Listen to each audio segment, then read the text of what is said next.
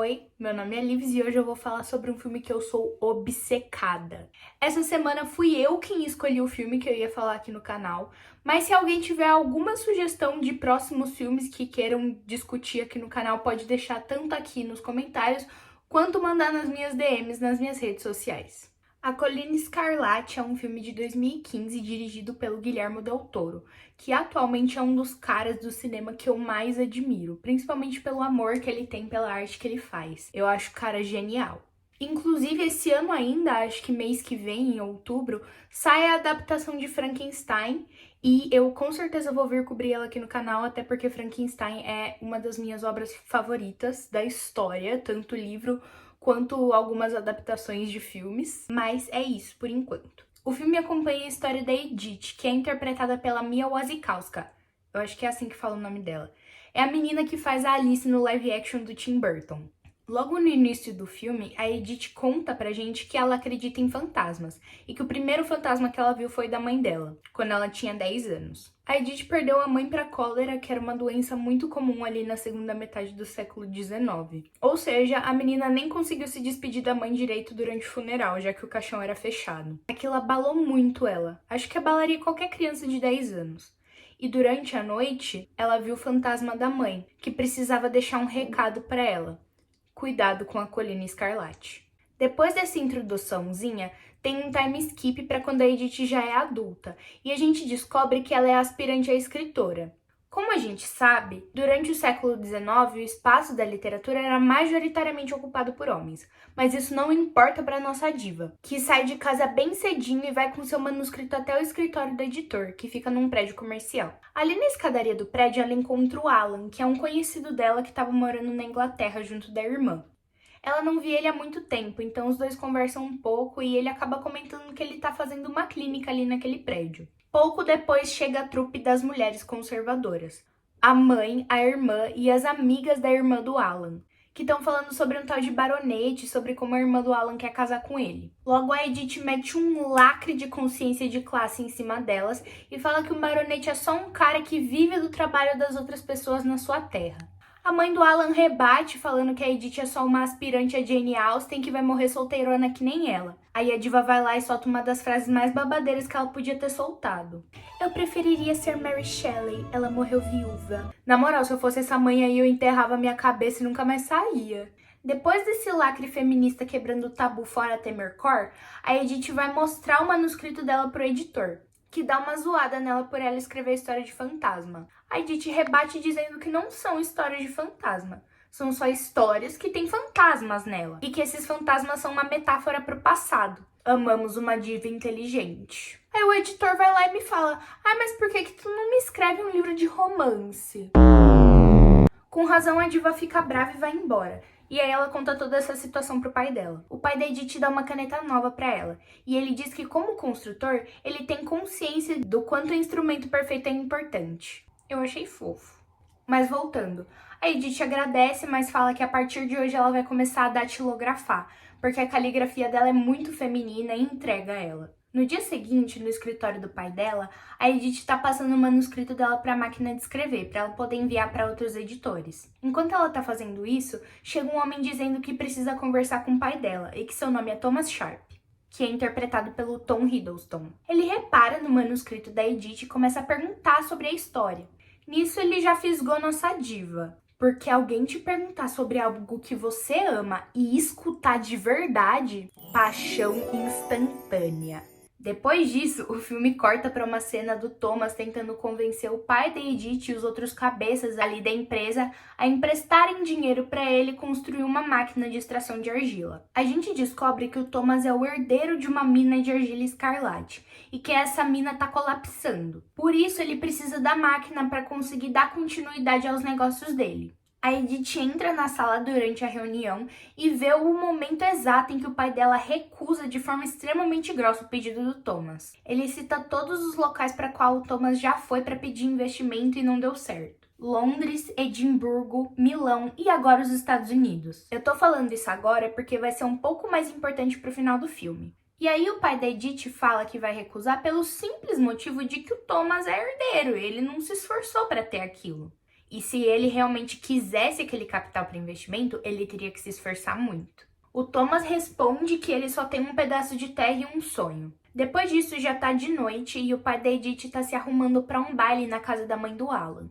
E esse baile tá acontecendo porque o Thomas é aquele mesmo baronete que as mulheres estavam falando no começo do filme, que a irmã do Alan queria se casar. No diálogo que a Edith e o pai dela estão tendo enquanto ele se arruma para sair, a gente descobre que ele pensa que o Thomas é meio sus. E que foi por isso que ele deu aquela resposta super grossa recusando o investimento. Descendo as escadas, o pai da Edith fala que o Alan veio buscar ele para os dois irem pro baile. E que ele queria que a Edith fosse, já que o Alan era caidinho de amores por ela. Mas a Edith é uma diva introvertida que prefere ficar em casa. Logo, a Edith vai pro quarto dela para pesquisar um pouco sobre a família Sharp.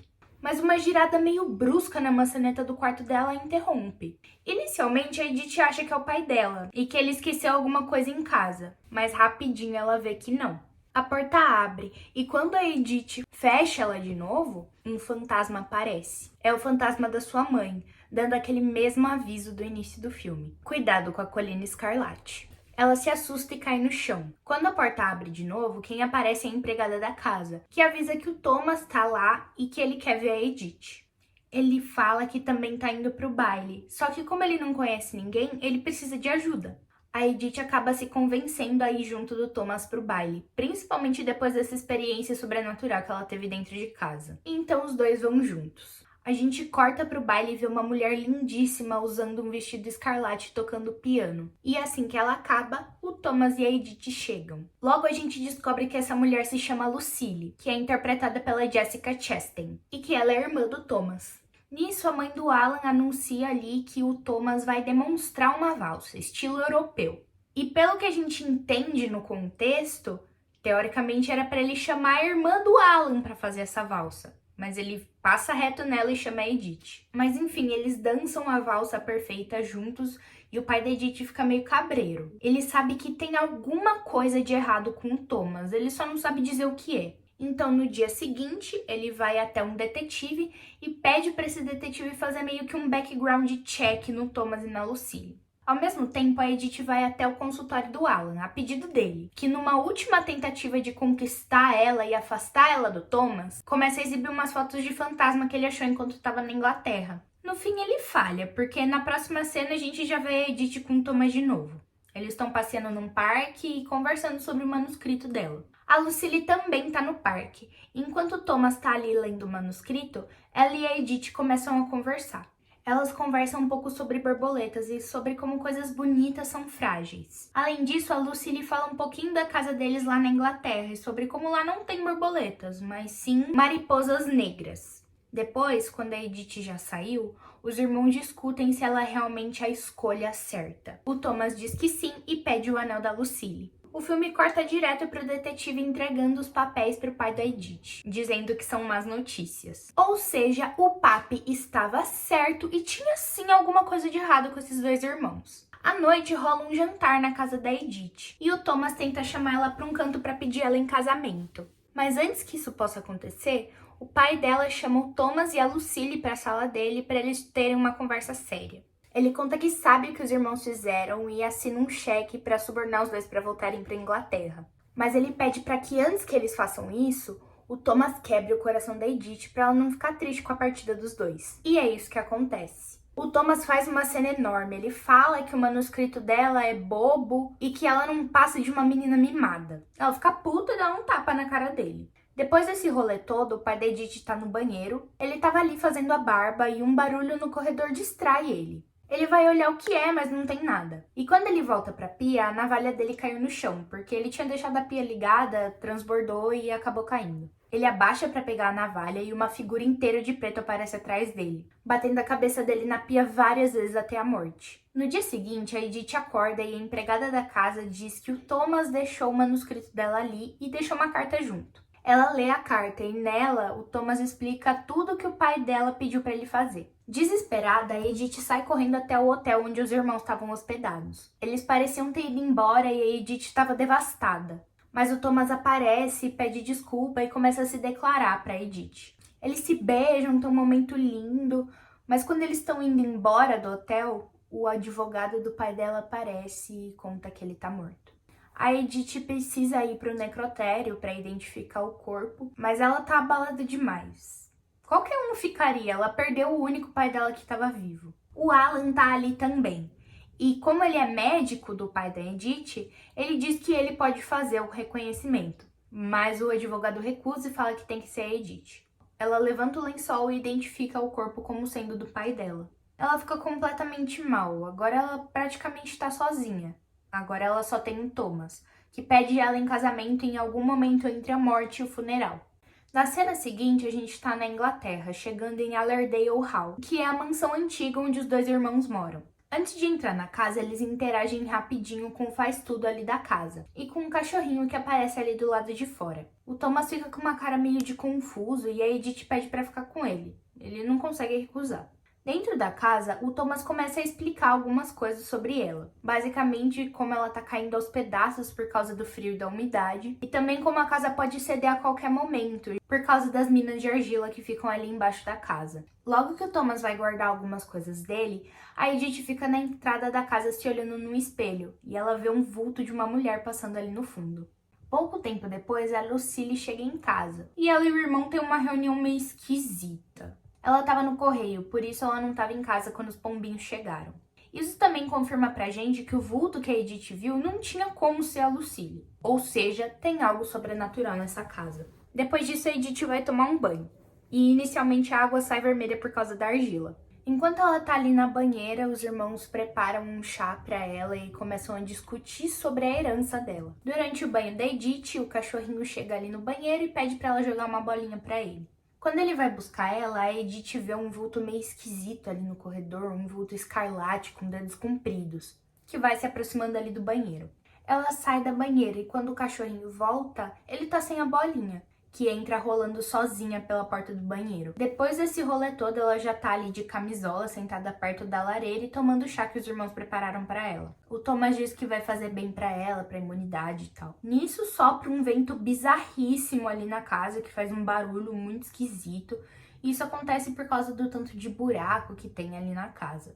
A Edith fica com medo, mas o Thomas vai lá e acalma ela. Já no dia seguinte, a Edith acorda com o som do piano. E quando ela vai dar uma olhada, é a Lucille que tá tocando ali na sala. Ela conta sobre como a mãe dela e do Thomas era cruel e como ela tinha ódio no olhar. Enquanto isso, nos Estados Unidos, o advogado do pai da Edith tá separando todos os bens materiais que ele tinha para poder vender e transferir o dinheiro para Inglaterra, para Edith. O Alan tá junto ali e ele nota uma coisa esquisita que ninguém tinha visto antes. O talão de cheque do pai da Edith. E constava ali que o último cheque que ele tinha assinado tinha sido pro Thomas Sharp. Isso coloca um pouquinho mais de desconfiança no Alan, que vai dar uma investigada ali no banheiro. De volta em Allerdale Hall, a Edith vai até a oficina do Thomas e eles conversam sobre algumas invenções dele. Aí eles começam a se pegar, o clima fica meio quente. Mas logo a Lucille interrompe os dois, trazendo um chazinho ali pro pessoal, já que tá frio. E os dois irmãos têm uma troca de olhar meio esquisito, que sugere pra gente que tem algo de errado. Na cena seguinte, a Edith acorda no meio da noite com uma pontada na barriga. E o Thomas não tá na cama, então ela sai pra dar uma bisoiada ali na casa. Em um dos corredores, ela encontra um armário. E dentro dele tem alguns cilindros de cera, conhecidos também como cilindros fonográficos. No mesmo corredor, ela vê um fantasma escarlate com as pernas quebradas, se rastejando ali pelo chão. A Edith se assusta e sai correndo. No fim, ela acaba entrando naquele elevador ali do meio da casa, que se fecha sozinho e desce até o subsolo. Lá embaixo, a Edith liga as luzes e começa a explorar ali o subsolo. Tem vários tanques de argila, mas o que ela acha mais interessante é uma caixa grande, que mais parece um baú de viagem, que tem Enola escrito na fechadura. No dia seguinte, de manhã, a Edith tenta conversar com o Thomas sobre fantasmas. O Thomas fala que isso é besteira e que ele precisa voltar a trabalhar, porque finalmente a máquina dele tá começando a funcionar. No que ele volta, ele acaba machucando ou queimando a mão, não dá pra entender direito, e eles vão pra dentro da casa. A Edith começa a tratar da mão dele, e os dois conversam sobre como o inverno tá chegando. Nesse assunto, o Thomas acaba contando pra ela o apelido daquele local onde eles moram: a Colina Escarlate. Porque quando a neve cai, a argila que tá no chão sai pra superfície e deixa a neve vermelha. E a Edith imediatamente lembra do recado que o fantasma da mãe dela deu pra ela. e ela percebe que já é tarde demais. Nos Estados Unidos, o Alan tá conversando com o advogado do pai da Edith, e ele comenta sobre como ele acha que tem algo de muito errado com o Thomas. O advogado acaba contando pro Alan que o pai da Edith também achava essa situação toda esquisita, e que ele pediu para um detetive fazer um background check ali nos dois irmãos. Ou seja, as suspeitas do Alan não eram infundadas. De volta lá na Inglaterra, a Edith tá tendo sonhos com fantasmas. E além disso, ela tá acordando durante a noite pra tossir sangue. De novo, ela tá sozinha na cama, então ela se levanta e tenta se comunicar com os fantasmas da casa. Ela ouve um barulho de grito e ossos quebrando, então ela segue o som. Nisso ela chega no banheiro, e de dentro da banheira sai um fantasma escarlate com um cutelo cravado no meio da cabeça. A Edith sai correndo, mas o fantasma aparece pra ela de novo e diz: o sangue dele estará em suas mãos. Obviamente, a diva fica assustada e grita. Isso acaba chamando a atenção dos irmãos, que levam ela para uma salinha para tomar um chá, ver se ela se acalma. A Edith chora e diz que precisa ir embora dali, que se ela não for, ela vai enlouquecer. O Thomas sugere de no dia seguinte eles irem pro correio para ver se a Edith dá uma espairecida. Dá pra ver nos olhos da Lucille que ela tá puta. E depois ela até verbaliza isso pro Thomas. Ela confirma pra gente que aquele fantasma que a Edith viu era da mãe deles. E que não tinha como a Edith saber disso. E isso preocupa a Lucille. Ela diz que assim que a Edith assinar o documento da transferência do dinheiro dela pra Inglaterra, isso tem que acabar. No dia seguinte, eles estão no correio. O Thomas está buscando algumas peças para a máquina dele e a Edith vai conferir se chegou alguma carta para ela. Tem algumas, 2 do advogado e uma que veio de Milão. A Edith estranha, porque ela não conhece ninguém na Itália. Mas mesmo assim, ela pega todas as cartas.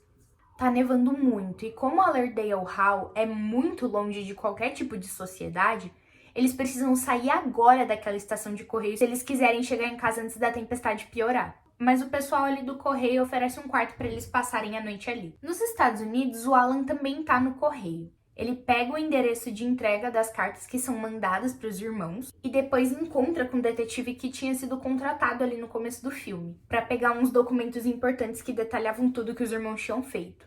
No quartinho ali do correio, o Thomas e a Edith conversam e depois eles acabam consumando o casamento deles dois, coisa que ainda não tinha acontecido. No dia seguinte, eles voltam para a mansão e a Lucille tá puta. Ela diz que poderia ter acontecido algum tipo de acidente, eles poderiam morrer e que ela não podia ficar sozinha. Depois disso, a Lucille vai fazer um chazinho pra Edith, que diz estar se sentindo meio mal. Quando ela vira de costas, a Edith vê que no molho de chaves dela tem uma chave escrito Enola, que nem aquela fechadura do baú. Ela tira a chave do molho e guarda com ela. Mais tarde, a Edith tá lendo as cartas que ela buscou ali no correio. Uma delas é aquele documento que ela precisa assinar para o dinheiro dela ser transferido para a Inglaterra. E ela quase assina, com aquela mesma caneta que o pai dela deu para ela no começo do filme. Mas algo impede ela, aquela carta vinda da Itália. Ela abre a carta e dentro dela, ela lê de novo o nome Enola, o que faz ela voltar para o subsolo para finalmente abrir o baú e ver o que tem dentro dele. A Edith abre ele e lá dentro tem 3 envelopes, escritos Milão, Edimburgo e Londres, que são os mesmos lugares que o Thomas tentou pedir capital de investimento. Um dos tanques de argila que tem ali embaixo faz um barulho estranho e a Edith vai olhar o que é. Ela abre o tanque e cata um pedaço de metal para dar uma mexida ali na argila, mas não parece ter nada. Então ela deixa pra lá.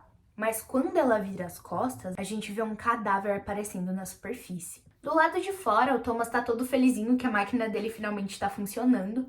E quando ele diz pra Lucille que ele precisa mostrar aquilo pra Edith, ela fica revoltada. O Thomas também pede a chave do lugar onde eles guardam o carvão. E quando a Lucille vai pegar ela ali no molho de chaves, ela vê que a chave Enola tá faltando.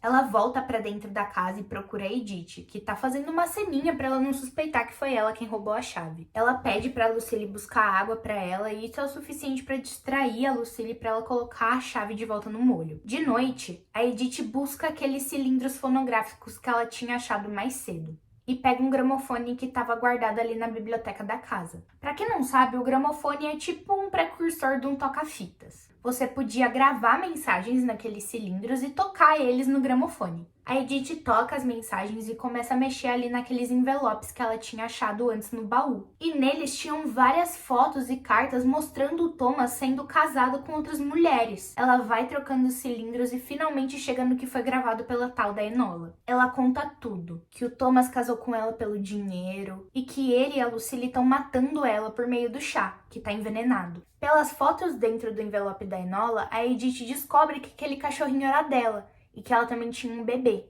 A Edith fica assustada e tenta sair correndo dali da casa, mas ela não consegue por causa de uma tempestade de neve muito grave que tá acontecendo.